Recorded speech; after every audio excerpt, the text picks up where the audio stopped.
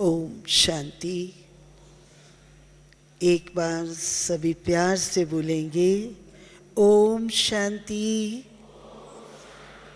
ओम शांति, ओम शांति। आज का विषय बहुत ही सुंदर भी है और हम सबके मन को भाने वाला भी है। हम सबकी हार्दिक इच्छा रहती है कि हम सब प्रभु प्रेम के रस में डूबे रहें। प्रभु प्रेम रस एक ऐसी धारा है जिस धारा के अंदर जितना जितना हम गहराई के अंदर जाते जाते हैं, तो जैसे कहा जाता है कि गंगा में स्नान करने से सर्व प्रकार के पाप धुल जाते हैं, इसी प्रकार प्रभु प्रेम रस आत्मा की एक तरफ जन्म जन्मांतर की मनोकामनाएं पूर्ण करता है, दूसरी तरफ जन्म जन्मांतर के किए हुए पाप कर्मों को, विकर्मों को धो डालता है। जिस आत्मा को इस प्रेम रस का अनुभव हो जाए, वह आत्मा संसार की सब प्रकार की बुराइयों से, सब प्रकार के आकर्षणों से, सब प्रकार के वैभवों से ऐसी मुक्त हो जाती है, और जिसकी हम सबको जिज्ञासा है कि हम सब इस संसार में रहते हुए मुक्त बने, विमुक्त बने, जीवन मुक्त बन जाए, या उस प्रभु प्रेम, प्रभु पिता के अंदर जो गुण हैं, जो शक्तियां हैं, जो सुगंध है, जो कल्याणमयी भाव और भावनाएं हैं, वो हम सब के अंदर कूट कूट करके भर जाए, अर्थात हम अपने बाप का ही स्वरूप बन जाए। आप देखेंगे वर्तमान समय हम सब की यही एक शुभ इच्छा रह गई है, तू मेरा है, मैं तेरा हूं। मेरी नजरों में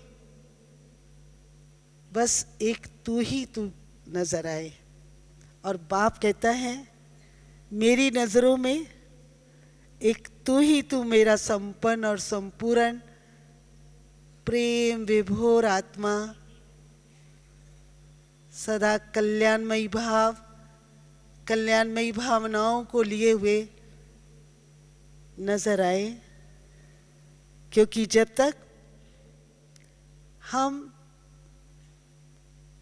उस प्रेम जो पत्थर को भी पानी कर देता है, आप यज्ञ के इतिहास के पन्नों को खोल करके देखें तो शिव बाबा ने ब्रह्मा बाबा को इतना प्रेम से, गुणों से, शक्तियों से प्रवाहित कर लिया, अपना बना लिया, और फिर ब्रह्मा बाबा ने हम सबको उस प्रेम की पवित्र दृष्टि से ऐसा पावन बना दिया, जैसे कहा गया है कि जहाँ प्रेम होता है वहाँ पत्थर भी पिघल जाता है। तो ठीक आज हम सब देखें, अपने अपने जीवन का अवलोकन करें, तो हम सबके जीवन के अंदर क्या दिखाई पड़ता है? अगर सोचें, जिसके लिए संसार कहता है, साधु महात्मा कहते हैं, गुरु गोसाई कहते हैं, कोटि कोटि वर्ष तप करो, तब तुम्हारे अंदर वो शक्ति आएगी जिससे तुम अपने जीवन को सार्थक बना सकते हैं, पवित्र बना सकते हैं, सशक्त बना सकते हैं। परंतु आज हम सब बच्चे कितने महान महान महान पद्मा पदम भाग्यशाली है, जिन बच्चों के ऊपर परमात्मा पिता ने अर्थात बाप दादा ने बड़े प्रेम की नज़रों से, बड़े प्रेम के शब्दों से हम सबको माली की तरह सींचा है, और सींच करके एक ऐसा सुंदर, श्रेष्ठ, महान,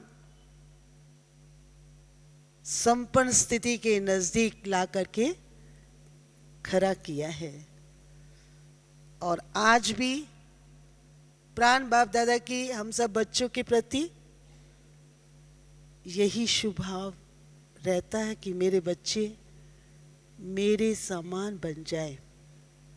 आप देखेंगे संसार में भी किसी का किसी से जब प्यार होता है तो प्यार में समर्पणता अपने आप आ जाती है। उस समय ये नहीं कहा जाता कि अर्पण हो, समर्पण हो। जहां सच्चा प्यार है वहां नछावर होने की तमन्ना रहती ही रहती है। और आज ब्रह्मा कुमारी ईश्वरीय विश्वविद्यालय के अंदर जो भी पांव रखता है, जो इस गहराई के अंदर जाता है, जिसको सच्चे प्रेम का कलम लग जाती है ना, बीज पड़ जाता है ना, और वो यही बोलता है कि बाबा मेरा दिल करता है तुझ पर मैं वारी जाऊं, बलिहार जाऊं। शुरू में बाबा ने, हमने देखा 50 वर्ष पूर्व जब बहनें सेवाओं के अंदर निकली तो बाबा ने बहनों को इतना प्यार से, इतना स्नेह से, इतना ज्ञान से, इतना योग से, इतना दुलार से और इतना सच पूछो तो सच्चे प्यार से ऐसा पाला, उनकी ऐसी फाउंडेशन को मजबूत किया। नहीं तो संसार में जब वो सेवा के लिए निकली थी कोई उनको नहीं जानता था, कोई उनको नहीं पहचानता था। सब उस समय गुरुडम का राज्य होने के कारण सब बड़े बड़े गुरु महात्माएं, साधु सन्यासी यही एक बात बोलते थे, ये तो ईसाई धर्म का प्रचार करने के लिए निकली है। परंतु कमाल है इस शक्तियों की, कमाल है उस बाबा की, कमाल है उनकी पालना की, कमाल है उन ऐसे मालिक की जिन्होंने इतने प्यार से फूलों को सींचा, जिन्होंने इतने प्यार से इनके निश्चय की नींव को इतना मजबूत किया। कितनी विपरीत परिस्थितियां होते हुए भी, कितना विपरीत वातावरण होते हुए भी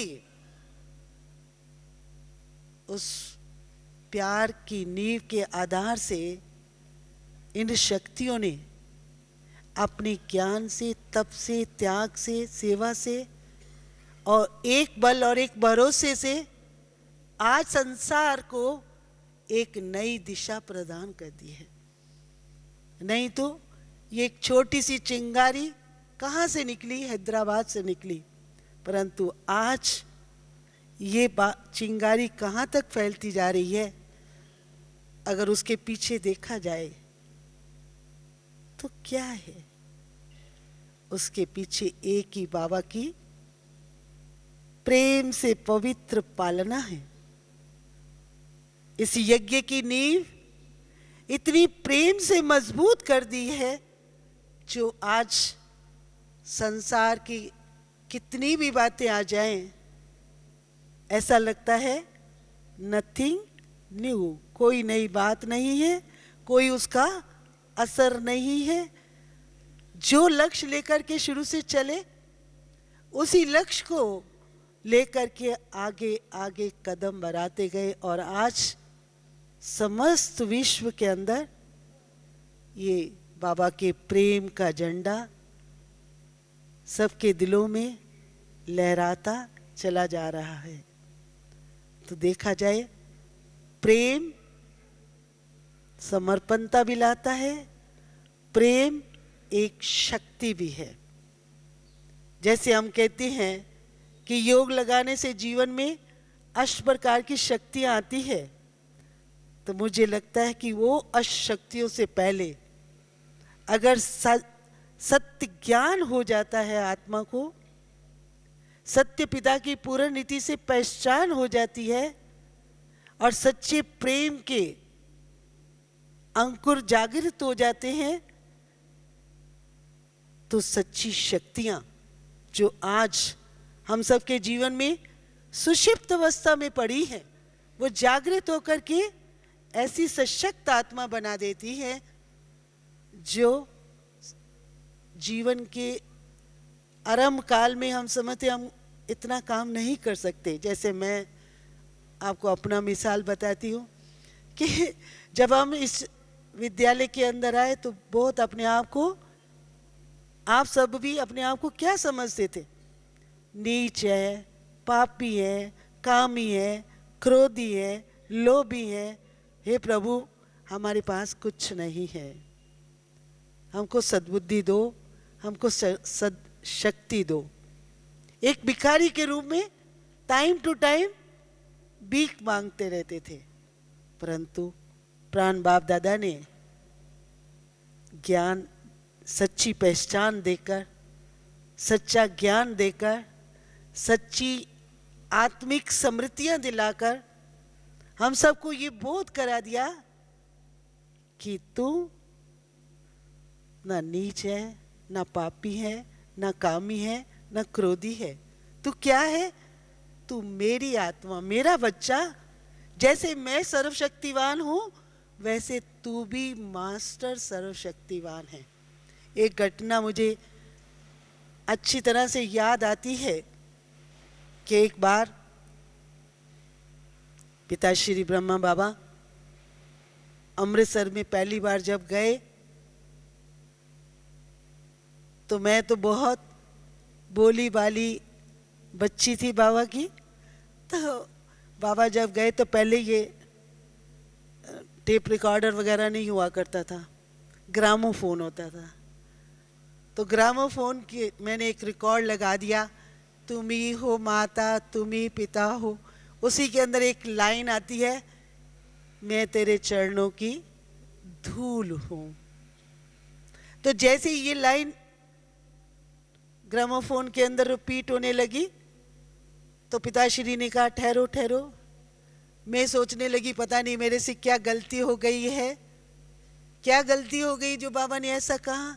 बड़े प्यार से मुझे अपने पास बुलाया और कहा, बुद्धू बच्ची, बड़े प्यार से, जैसे बाप बड़े लाड से बोलता है, बुद्धू बच्ची तू चरणों की धूल नहीं है। बुद्धू कहने का मतलब बुद्धिमान, ना ना, बाबा प्यार से कभी कुछ बोल देते थे ना, बच्ची तू चरणों की धूल नहीं है, तू तो मेरी मस्तक की मणि हो, तू मेरी नैनों की नूर हो। तो बचपन में भक्ति तो बहुत करते थे, और जब ये शब्द मैंने बाबा के मुख से प्रेम भरा सुना कि तू मेरे मस्तक की मणि हो, तू नैनों की नूर हो। तो मुझे लगा कि परमात्मा, क्योंकि उसके पहले मेरे मन में दुविधा रहती थी कि सचमुच परमात्मा आया हुआ है या नहीं, परंतु जब डायरेक्ट बाबा ने मेरे को ये शब्द बोला तो मेरे अंदर रियलाइज, बाबा की दृष्टि पड़ते ही, बाबा के ये बोल सुनते ही एक रियलाइजेशन हुआ, और उस रियलाइजेशन ने मेरी रियल आंखें खोल दी। और तब से लेकर आज तक मेरे को सदा ही ये याद रहता है कि ये शिव, तेरे बिना शक्ति नहीं, शक्ति के बिना तू भी कुछ नहीं है। हा? तो बहुत मुझे इस बात का चलते फिरते, उठते, बैठते, खाते, पीते, सोते, जागते, ये बात सदा स्मृति रहती है। और जिस बात को दुनिया समझिए कोटि कोटि वर्ष तप करो तब जीवन में पवित्रता आती है, जीवन में सार्थकता आती है, जीवन में दिव्यता आती है, जीवन में सच्चाई का अनुभव होने लगता है, या कुछ व्यक्ति आगे बढ़ता है। परंतु मेरे प्यारे भाई बहनों, उस प्यार के सागर बाबा ने प्यार की एक बूंद देकर जीवन को ऐसे परिवर्तित कर दिया जैसे अग्नि में कुछ डालो तो क्या हो जाता है, स्वाहा स्वाहा स्वाहा। काला कोयला डालेंगे, जल करके क्या निकलेगा, सफेद राख निकलेगी, उसके सिवाय और कुछ नहीं। ऐसे ही बाबा के वो शब्द, बाबा की वो दृष्टि, वो प्यार भरी दृष्टि आज मुझ आत्मा को, मेरे साथ आप सभी समस्त विश्व की जो भी आत्माएं बाबा के बच्चे हैं आज इस स्टेज पर कार्य कर रहे हैं, उन सब के जीवन को प्यार से सींच सींच कर, कभी हमारी कमियों को नहीं देखा उसने, प्यार से सींच सींच कर ऐसा सुंदर चमकदार हीरा बना रहे हैं। और हम सब इस बात को खुद ही रियलाइज करते हैं। हम जानते हैं कि टाइम टू टाइम हम लोगों से कभी साइड सीन में खो जाते हैं, कभी प्रदर्शन में जाने लगते हैं, कभी परिस्थितियों के उलझनों में फंसने लगते हैं। फिर हमें वही बाबा का प्यार, बाबा का सच्चा दुलार, बाबा के स्नेह बड़ी दृष्टि। आज सवेरे दादी जी को आप सब देख रहे थे, दादी के पास, उस माँ के पास क्या है, क्या है इस समय, एक प्यार। कितना प्यार से सबको गले लगाती है। फीमेल चोला होने के कारण गले तो नहीं लगा सकती, परंतु दिल से कैसे एक एक को अपने नजरों में बिठाती है। ये क्या है?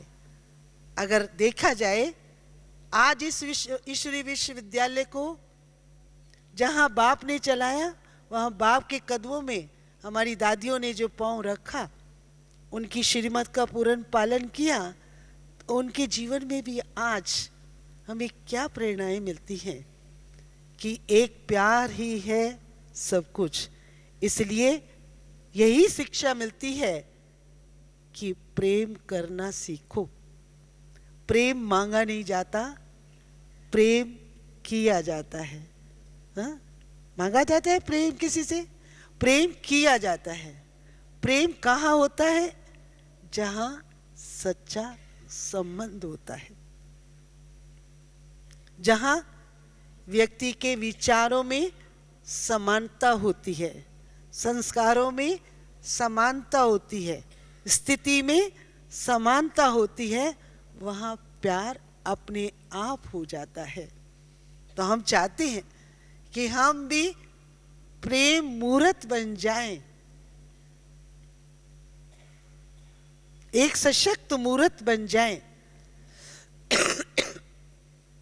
सत्यता और दिव्यता का स्वरूप बन जाएं, तो वो तभी बन सकते हैं जब प्रेम करना सीखे।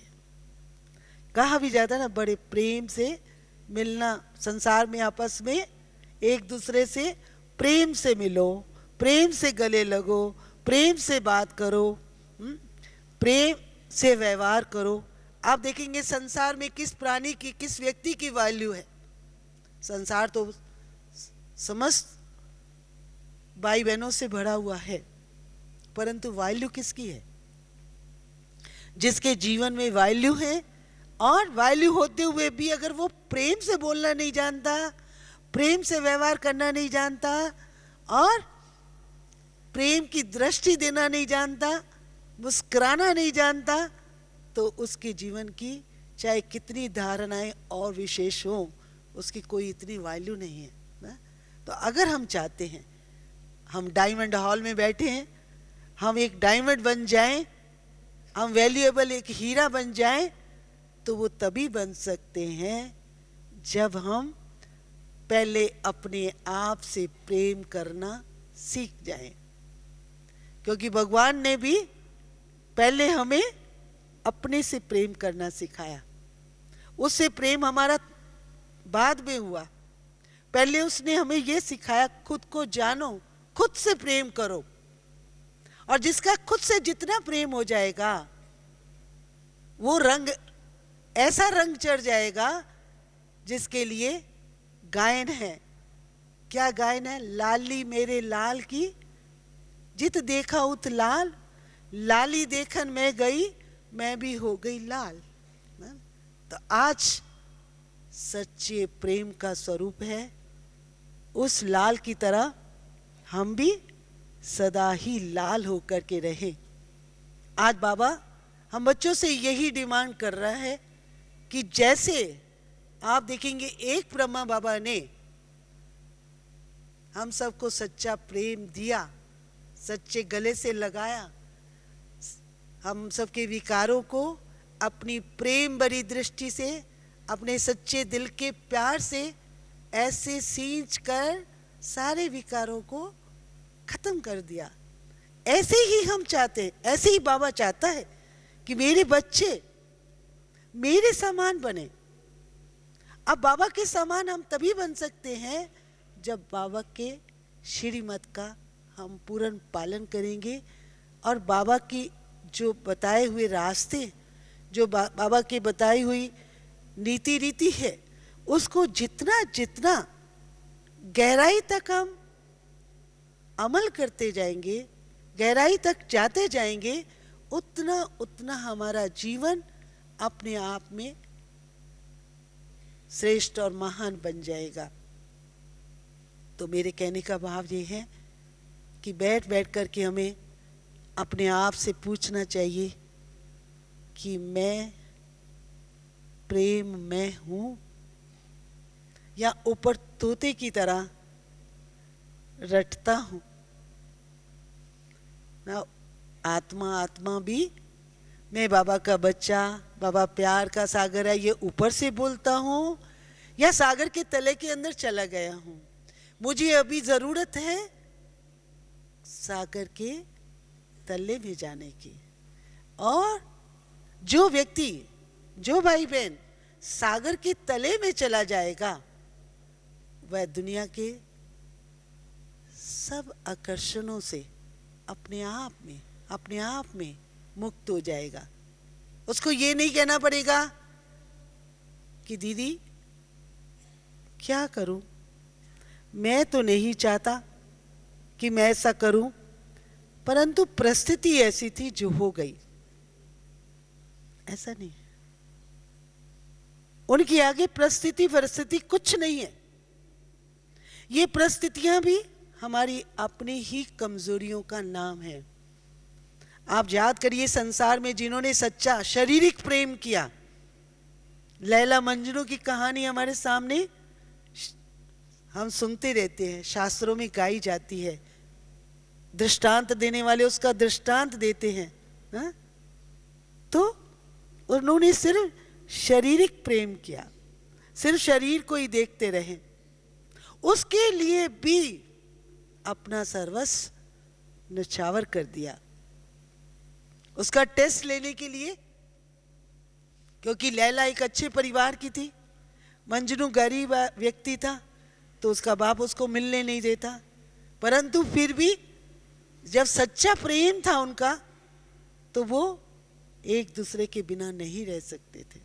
और इतने तक परिस्थिति आ गई जो लैला को एक टेस्ट लेने के लिए लैला ने कहा कि वो रोज भोजन बना के भेजती थी और दासी जाके खिला के आती थी। तो दासी एक दिन लैला पूछती है कि मेरा मजनू तो बहुत मोटा हो गया होगा, ताजा हो गया होगा।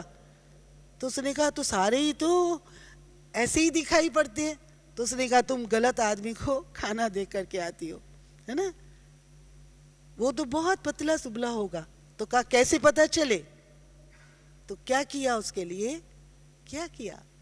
लैला ने एक चांदी की थाली निकाली, एक छुरी निकाली, एक चांदी की कटोरी निकाली और उसको सुंदर कपड़े से ढक दिया और दासी को कहा जाओ जाकर के कहो लैला बहुत बीमार है। हाँ, और लैला तभी ठीक हो सकती है जब मंजनू का दिल का खून चाहिए। हाँ, तो वो पुकारने लगी तो कोई उसके सामने आया ही नहीं, क्योंकि वो तो सारे खजनू थे, मंजनू थोड़ी थे। हाँ, फिर एक बुढ़ा सुड्ढा कुबरा व्यक्ति आया सामने, तो कहा क्या बात है? कहा लैला बहुत बीमार है, उसको मंजनू के दिल का खून चाहिए। कहता लाओ। एक ही बूंद उसके पास वापस निकली। ये है सच्चा प्यार। आज प्राण बाप दादा हम बच्चों को अपने समान बनाना चाहता है, तो बाबा भी यही चाहता है कि मेरे बच्चों के पास दुनियावी कुछ भी, ना मान की भूख हो, ना शान की भूख हो, ना और कोई भी प्रकार का देह का कोई आकर्षण हो, या संसारिक वस्तुओं व्यक्तियों का कोई आकर्षण हो।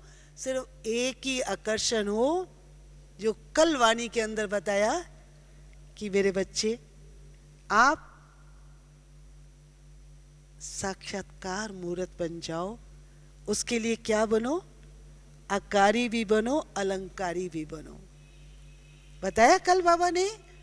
अब ये बात हम सब ने सुन ली, पढ़ ली, फिर उसके बाद हमारा मनन चला कि प्राण बाबा हम बच्चों से क्या चाहता है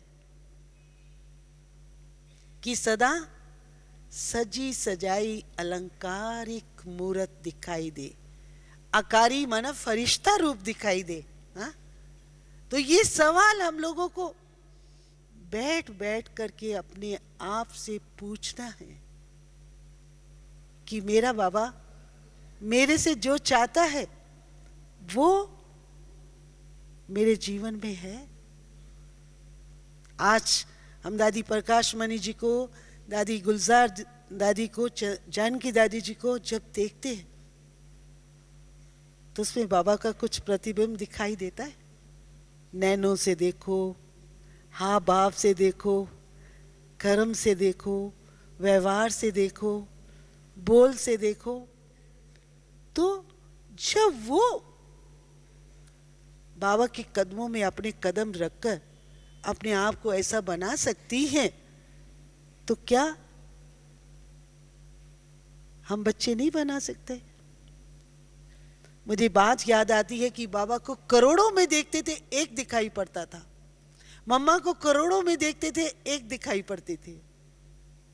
अलग सी पर्सनैलिटी है, अलग सी रूपरेखा है, अलग सी वाइब्रेशन है, अलग सा बोल है, अलग सा निरालापन है, अलग सा न्यारापन है। तो आया आज हम बच्चे भी अपने आप को ब्रह्मा कुमार, ब्रह्मा कुमारी, राज ऋषि, राजयोगी, तपस्वी कहलाते हैं। तो क्या हमने अपने आप को इतना प्रेम के रंग में रंगा हुआ है, जो मुझे कोई भी किसी भी कसौटी से देखे तो मेरे से किसका प्रदर्शन हो?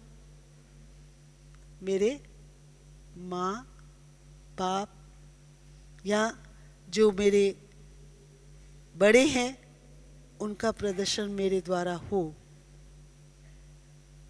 ऐसी तमन्ना, ऐसी लगन हम सब के अंदर लगनी चाहिए।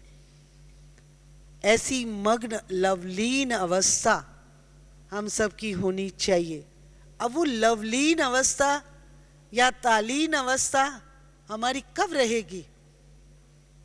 जब हमारा बार बार बार बार बार बार अपने आप को बनाने का अटेंशन रहेगा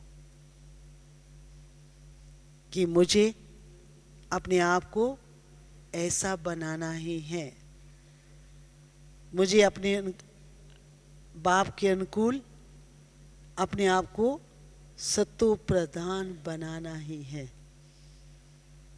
क्योंकि जहां पवित्रता है, जहां पवित्र प्रेम है, वहां प्रसन्नता अपने आप है। तो आज हम सब के चेहरे फरिश्तों की तरह, देवताओं की तरह खिले हुए चेहरे होने चाहिए, परंतु सब चेहरों में वो आबा, वो रूहाब, वो ब्रह्मचर्य की शक्ति, वो रूहानियत, वो दिव्यता, वो अलौकिकता जितनी होनी चाहिए उतनी नहीं है। तो मैं यूं कहूंगी कि अटेंशन की, सच्चे प्रेम की थोड़ी कमी है। तभी फिर बार बार मुड़ मुड़ के देखते हैं हम पीछे का संसार जिसको हम छोड़ करके चले आए हैं। हाँ, फिर वो संसार, वो संबंधी, वो भाई बंधु, वो बाल बच्चे, वो करम बंधन अपनी ओर थोड़ा थोड़ा घेरता हुआ दिखाई देता है।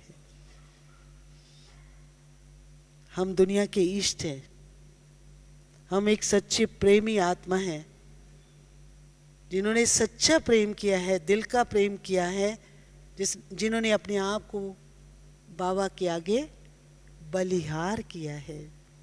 उन आत्माओं की बात को मैं सामने रखते हुए कहती हूँ कि जिस पर बलिहार गए हो, जिससे सच्चा प्रेम किए हैं, जिसके हम सब सच्चे आशिक हैं, उस माशूक की शक्ल हम आशिकों से प्रदर्शित होनी चाहिए, है ना? तभी हम दुनिया को नया मोड़ दे सकेंगे, नई दिशा प्रदान कर सकेंगे, नया इनकलाब पैदा कर सकेंगे, नई क्रांति ला सकेंगे। आज जब मैं भाई बहनों को साक्षी होकर के देखती हूँ तो लगता है कुछ तो वहीं खड़े के खड़े दिखाई देते हैं, कुछ में बहुत आगे बढ़ने की तमन्ना है और कुछ पीछे मुड़ मुड़ के देखते हैं। तो ऐसा क्यों? फिर मेरे को क्वेश्चन उठता है, क्या इन्होंने अपने अंदर सच्चे प्रेम के बीज बोए हैं? बाबा से कहते हैं प्यार किया तो डरना क्या, प्यार किया तो छुप छुप आहें भरना क्या ना? तो जब हमने प्यार कर लिया परमात्मा से, किसी मनुष्य से प्यार नहीं किया है, तो दुनिया से भी क्यों डरे, माया से क्यों डरे, या अनेक प्रकार के ऐसे कर्म क्यों करें जिसके कारण हमारे अंदर से आहा निकले? हमारे अंदर से तो खुशी के ही नगारे बजने चाहिए, और सबको एक ही शंख ध्वनि करनी चाहिए, चलो भाई चलो, प्रेम की गंगा में स्नान करो और परी बन जाओ, फरिश्ता बन जाओ। परंतु वो तभी हो सकेगा जब पहले हमने खुद को बैठ कर ज्ञान मानसरोवर के अंदर रोज रोज दिन में कई बार डुबकियां लगाकर अपने आप को सच्चा फरिश्ता बनाया होगा, तो है ना। तो अभी यही लक्ष्य होना चाहिए हम सबका कि जब प्रेम किया है तो फिर किस बात की परवाह। मुझे याद आता है अपने जीवन की एक घटना कि जब हमने बाबा के साथ सच्चा प्यार किया, तो आप सब ये तो जानते ही हैं, कुमारियों के आगे तो बहुत सारी परीक्षाएं आ जाती हैं। सबसे पहले तो माँ बाप की ही परीक्षा होती है। माँ बाप समझते हैं कि ये ऐसा ही जीवन सन्यासन बन जाएंगे, हम तो इसको सन्यासन नहीं बनाएंगे। हाँ, तो उधर दुनिया की खींच है, दुनिया के संबंधों की खींच है, उधर बाबा की खींच है। परंतु जहां सच्चा प्यार होगा, सच्ची प्राप्ति होगी, सच्ची लगन होगी और अपना हाथ उस सच्चे प्रीतम को सौंप दिया होगा, तो उसकी खींच संसार की खींच से सर्वोत्तम होगी, है ना। तो क्या घटना याद आ रही थी कि हमारे को बहुत बंधन जो लाने वाले थे ज्ञान के अंदर, जो हमारी लौकिक माँ लाने वाली थी, वो ही बंधन डालने लगी, अनेक प्रकार के बंधन पड़ने लगे।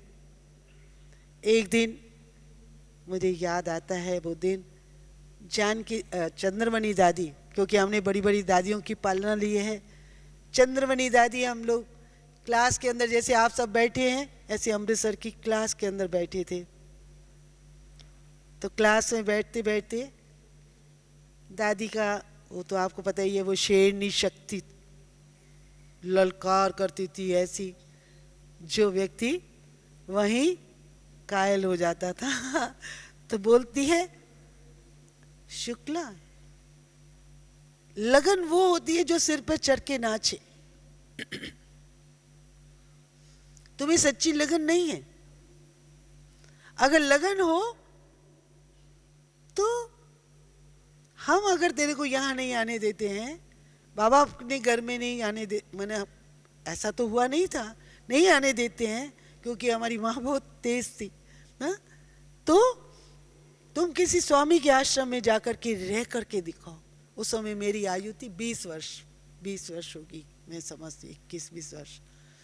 तो मैंने कहा, दादी अगर आप ऐसा समझती हो ना तो ठीक है, फिर आज क्या किया होगा मैंने, लगन क्या करती है, क्या किया होगा, गई किचन में और पीला रंग लिया, सारे कपड़ों को रंग लिया और पीले कपड़े पहन लिए, केसरिया रंग के कपड़े पहन लिए। और जब केसरिया रंग के कपड़े पहन लिए, कपड़े सुखा करके मेरी दादी के सामने, क्लास खत्म हो गया, मेरी दादी के सामने आई। मैंने कहा, दादी मुझे आज हरिद्वार जाना है और वेदा व्यासानंद जी के आश्रम में जाकर रहना है। वो मेरे को नीचे से ऊपर तक देखती है और कहती है, शुक्ला तुझे क्या हो गया है, तुमने ये क्या किया, तेरे को पता है तुम्हारी माँ क्या कर देगी हम लोगों के लिए, और तू ऐसा क्यों किया। मैंने कहा, बस अब कुछ नहीं सुनने का है, लगन वो होती है जो सिर में चक्कर नाचती है ना। तो मुझे आज हरिद्वार जाना ही है, पर पैसे आपसे लेकर जाना है, क्योंकि मैं घर से कोई पैसे नहीं लेकर के आई हूं। वो मुझे बहुत समझाने लगी, देखो शुक्ला ऐसा नहीं होता, ऐसा तुम यंग लड़की हो और एक अच्छे परिवार की लड़की हो और तुम आज कहाँ जा कर के रहोगी। तो मैंने कहा नहीं दादी प्लीज मुझे आज जाना है और पैसे दे दीजिए। वो बहुत समझाया, बहुत मुझको प्यार किया, बहुत दुलार दिया, बहुत अच्छी तरह से मेरे को उन्होंने समझाया। पर मेरे को जैसे बच्चे को जिद हो जाती है ना, एक ही जिद है मुझे आज हरिद्वार जाना ही है, तो उन्होंने क्या किया, एक युक्ति रची। अब क्या युक्ति रची होगी, वो खुद तो बटाला चली गई और मुझे, हमारी रानी बहन को आप जानते होगे, सुधा बहन को, उनकी मम्मी पुष्पाल बहन है, उस पुष्पाल बहन मातृ रूप है, उनके हवाले कर गई और कहा इसको समझाओ ये तो अमृतसर में एक ऐसे परिवार की लड़की है जो इतना दंगा हो जाएगा, तो आप इसको प्यार से घर वापस भेजो। और उन्हीं दिनों में बाबा का एक संकल्प चल रहा था जो मुझे नहीं पता था। एक शंकराचार्य ने किताब छापी थी जिसमें लिखा था नारी नरक का द्वार है, नरक का द्वार है। बाबा के हाथ में जब वो किताब लगी तो बाबा ने कहा नारी स्वर्ग का द्वार है, नारी शक्ति है, नारी दुर्गा है।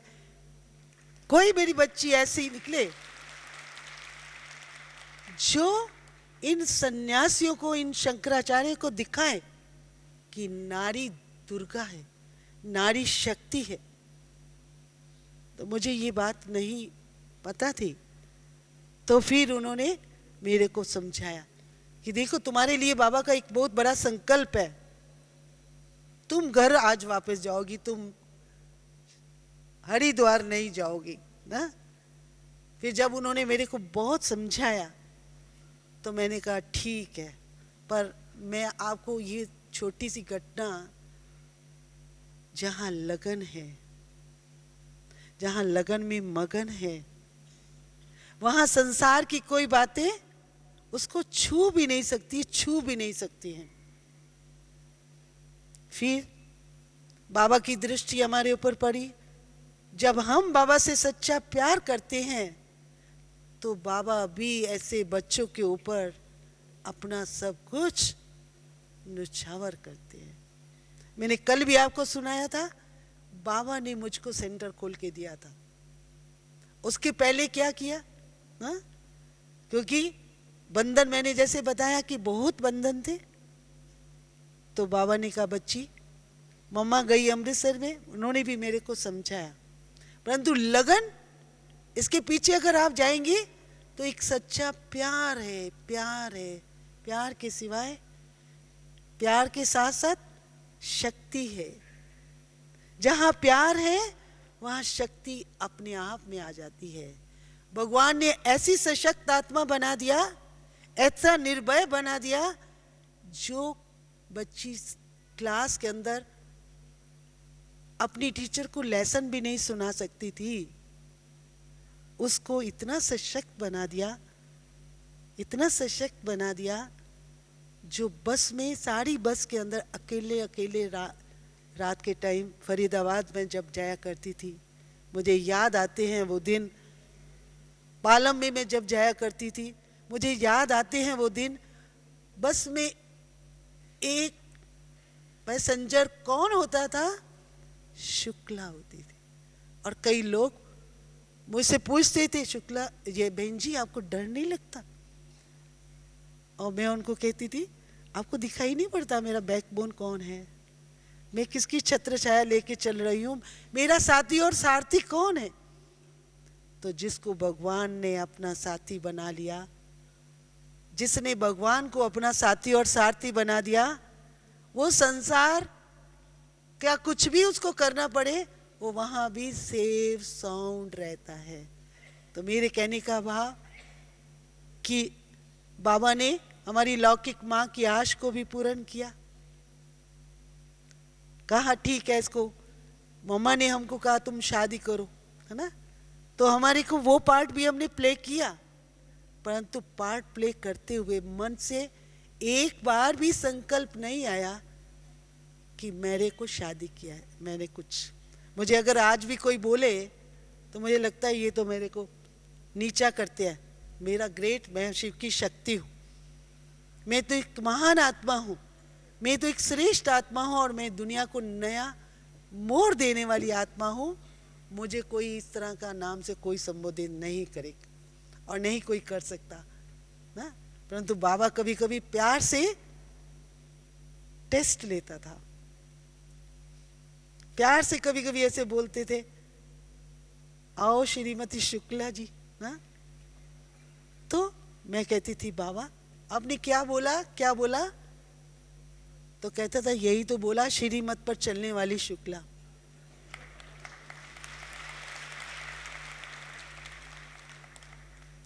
तो मेरे भाई बहनों, जहां सच्चा प्यार है वहां प्रभु का हर तरह का सहयोग है। सिर्फ हमारे अंदर अर्पणम समर्पणम की भावनाएं कूट कूट करके भरी हुई होनी चाहिए। सिर्फ बोलो नहीं, बोलो नहीं, प्रैक्टिकल में जहां प्यार है वहां समर्पणता है। समर्पणता एक फाउंडेशन है, एक चाबी है सर्वोत्तम स्थिति को, कर्मातीत स्थिति को बनाने की। तो जितनी जितनी हम सब के अंदर समर्पणता आ जाए, पहले तो सबसे पहले अपने आप को बैठ करके पूछें कि सचमुच मैंने प्यार किया है और किससे किया है। हाँ, जिसको दुनिया ढूंढ रही है उसने मुझे ढूंढ करके अपना बनाया है और मैंने उससे प्यार किया है।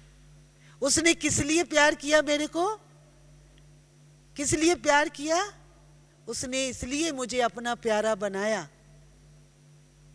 ताकि मैं अपने बाप के समान बनकर दुनिया को एक नई दिशा प्रदान कर सकूं, है ना। तो आज बाप दादा हम बच्चों से यही शुभकामना करते हैं कि मेरे बच्चे मेरे समान संपन्न और संपूर्ण स्थिति को प्राप्त करते हुए आगे बढ़ते चलो, आगे बढ़ते चलो, आगे बढ़ते चलो। इन्हीं शब्दों के साथ मैं अपने विचार यहीं पूरा करती हूँ। ओम शांति।